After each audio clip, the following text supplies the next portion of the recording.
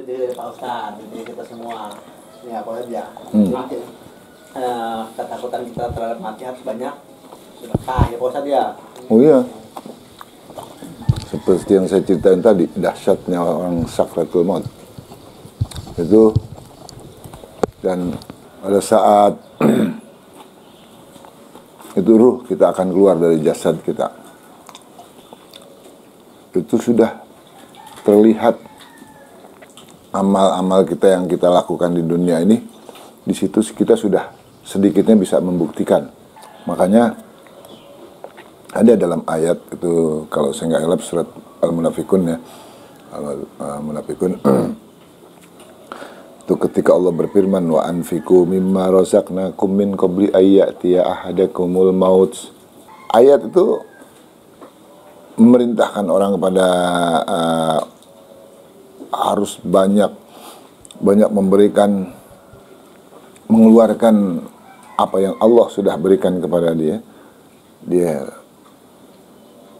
diinfakkan di jalan Allah, banyakin sedekah. Sehingga orang-orang yang lalai tadinya, nah di situ saat sakratul maut itu ketika jasad ruh akan keluar dari jasad dia, saat sakratul maut Allah perlihatkan tuh. Nah di situ baru tuh sampai akhirnya Allah tulis dalam ayat tadi lanjutannya itu sehingga penyesalan orang-orang yang tidak peduli dengan apa yang Allah sudah perintahkan, wa anfiqu tadi, dia menyesal apa kata si calon mayit ini dalam penyesalannya, Robbi laula akhartani ila ajalin qarib. Kalau dia bisa minta kepada Allah, bukan hanya dia, keluarganya semua dikumpulin, seluruh keluarganya dikumpulin, minta kepada Allah pada saat itu, pasti dia akan mintakan kepada Allah agar kematiannya tuh diundur. Fa inni qarib, walaupun cuma sedikit saja. Buat apa? Enggak disebutin kalau dia sudah diberi waktu lagi kehidupannya nih, enggak disebutin supaya saya bisa beribadah umroh, supaya saya bisa beribadah haji, supaya saya bisa sholat sehari semalam penuh. Tapi di situ Pak as-soddaqo wa aku minas sholihin. Minta agar bisa sedekah. Wah, sedekah. Tapi sedekahnya luar biasa. Luar biasa. Maka itu banyak-banyak sedekah.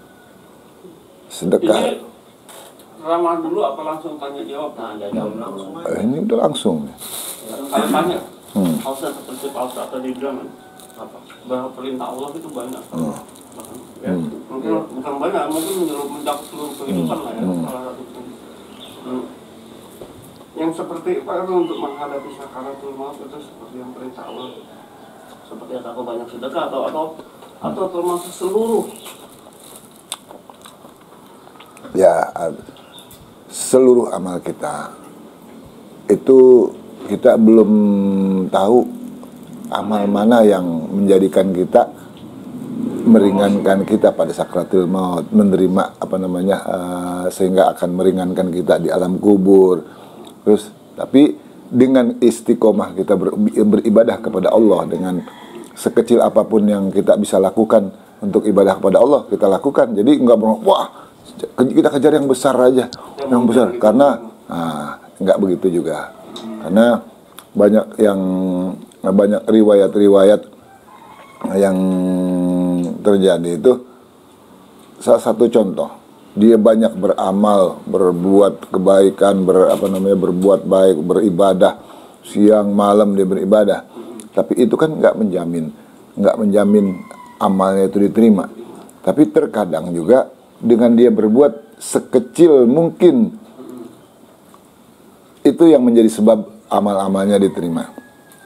Ada satu kisah yang si pelacur itu memberi makan minum kepada anjing.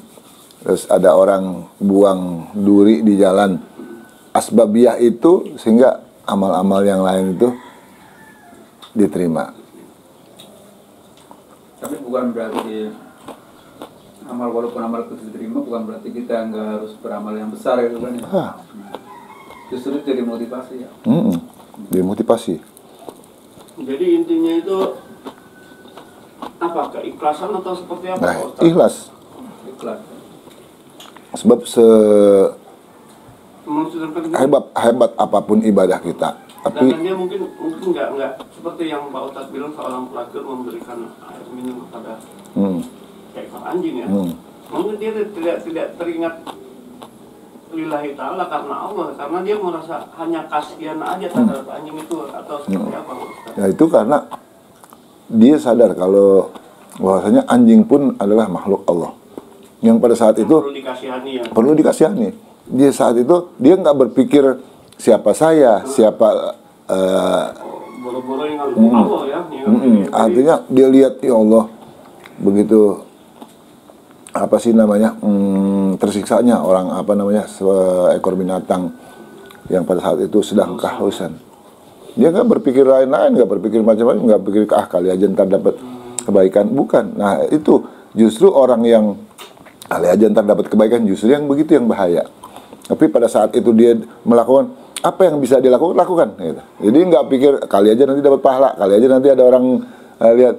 Ada satu kisah, ada seorang dua orang ini kakak beradik. Ini adiknya agak tell me dalam artian belajarnya sulit untuk bisa menangkap satu pelajaran yang diberikan oleh gurunya. Kakaknya ini gampang menerima pelajaran. Dia pergi kemana-mana berdua. Terus karena si ini memang agak tell me, sehingga apapun yang dia lagi enggak apa-apa. Saya udah 2. Saya 3 malah. Jadi dia terus belajar. Berangkat berdua, kemana-mana berdua. Satu ketika karena si kakaknya ini memang agak pinter, agak gampang menerima ilmu, kemudian juga dia orang pendidikannya lumayan, sampai akhirnya dia dapatkan apa yang selama ini dia belum pernah dapetin dunianya, sehingga jadilah singkat cerita dia orang kaya nih, orang berhasil lah yang kakaknya nih. Akhirnya dia berpikir dalam hati, ya Allah, adik saya ini karena bodohnya sampai menghafal aja begitu susahnya, bagaimana dia mau bisa berhasil kayak saya, bahasa kasarnya. Dalam perjalanan waktu si adik ini sakit sampai si kakak ini berpikir, ya Allah, dia belum banyak punya ilmu, belum ngerasain senangnya dunia, terus dia dikasih sakit sampai akhirnya singkat cerita dia meninggal. Ini si kakaknya sedih, bagaimana nggak sedih, karena dia tadinya berdua, dia dia tinggal sendiri.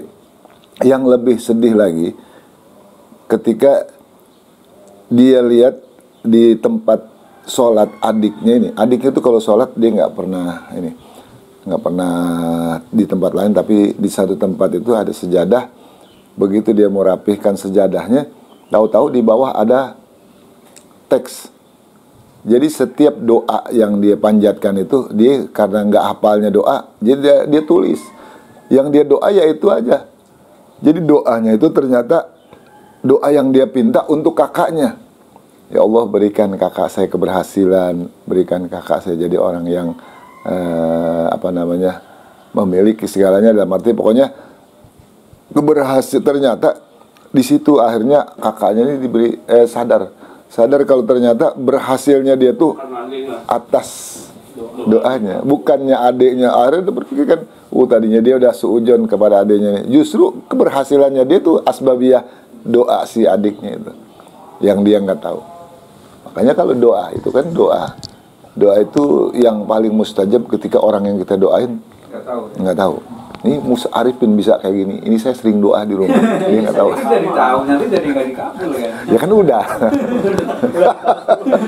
Ini karena udah dikabul, ini saya bilang ini ya. Kayak si Anu begini. Ya, cuman karena ini doanya dia pengen kawin, ini belum kawin, soalnya minta doanya, minta gitu kan, minta. Jadi orang kita tahu. Iya begitu Pak. Kalau Sebenarnya doanya bisa dikabulkan kalau mau dekat sama beliau. Begitu. kalau nggak tahu dulu ya, kalau nggak tahu doanya Beliau dulu. banyak stok. Pak Ustadz, ini kaitan yang tadi Pak Ustadz, yang apa? Seorang kecil yang membeli minum seekor anjing ya, yang kehausan ya. Jadi yang lihat ke saya. Aku sih nggak ada. Terus dikaitkan dengan ikhlas lillahi ta'ala. Maksudnya ikhlas lillahi ta'ala dikaitkan, sedangkan seorang laki kan mungkin nggak ingat dengan Allah ya. Mungkin nggak ingat karena kasihan aja dengan seekor anjing ya. Ini waduh kasihan nih. Dia nggak ingat mungkin itu makhluk Allah atau dia tidak mengenal karena memang kehidupan dia seperti itu enggak. Kita nggak tahu lah ya walau alam ya. Tapi dikaitkan dengan lillahi ta'ala. Kita memberi lillahi ta'ala aja. Itu yang dimaksud lillahi ta'ala dikaitkan dengan seorang laki itu seperti apa sih? Ya, dalam arti gini. Artinya dia berbuat, dia tanpa pamrih. Tanpa pamrih dalam arti dia nggak berharap apa-apa. Nggak berharap apa-apa, apalagi dari seekor anjing. Mana mungkin anjing bisa membalas kita? Toh, malah kebanyakan anjing, kadang-kadang kita nolong anjing, anjing akan gigit kita. Ada bahasa kan, sama aja nolongin anjing kejepit kan gitu ya. Habis kita tolongin terus tahu-tahu dia gigit kita. Padahal itu kan, tapi dia nggak berpikir ke situ. Dia berpikirnya hanya bagaimana supaya pada saat itu anjing yang memang lagi kehausan dia dapat minum. Urusan nanti dia mau gigit saya itu lain cerita. Nah itu. Jadi dia nggak berpikir, nggak berharap. Makanya kata Nabi, Abdulul fadhaili antas silaman koto aka wa tu'timan haramaka wa taspaha aman zolamaka. Itu ada 3 keutamaan hidup bermasyarakat. Yang pertama, sambungkan tadi persaudaraan. Walaupun ada orang pernah putuskan hubungan kepada kita nih, orang udah ini, tapi kita jangan terus putus, kita sambung silaturahmi. Yang kedua, tu'timan haramaka. Beri makan kepada orang yang lain. Makanya kalau kita memberi, pada orang yang kalau kita memberi jangan berharap diberi. Nah, artinya kalau kita mau ngasih jangan kita berharap, kali-kali aja besok dia lagi ada habis gajian nih, mas saya adalah dia lagi berhasil, dia ingat sama gue, jangan berharap, kita ngasih aja. Kalau memang itu. Kemudian juga taspaha amman zolamaka, beri maaf kepada orang yang berbuat salah. Dia berbuat salah, biarin, dia nggak mau minta maaf sama kita, apa-apa. Tapi kitalah yang memberi maaf. Karena dia gengsi minta maaf sama kita, tapi kita udah beri maaf duluan. Seketika dia Allah berikan sadar, maafin ya, udah nggak usah minta maaf sekarang. Dari dulu, dari sebelum ente punya salah, saya udah maafin. Dari sebelum punya salah, udah saya maafin. Nah, dari kisah itu saya bisa ambil kesimpulan, ini tambahan aja. Nah, menolong anjing aja begitu besar, apalagi seorang manusia kan gitu. Iya. Anjing aja dapat pahala seperti itu, apalagi karena dia juga makhluk Allah juga. Sama. Jadi yang dimaksud lillahi ta'ala ini karena memang keikhlasan dia, tidak mengharap sesuatu. Iya, itu bukan karena sesuatunya, tapi karena keikhlasan dia.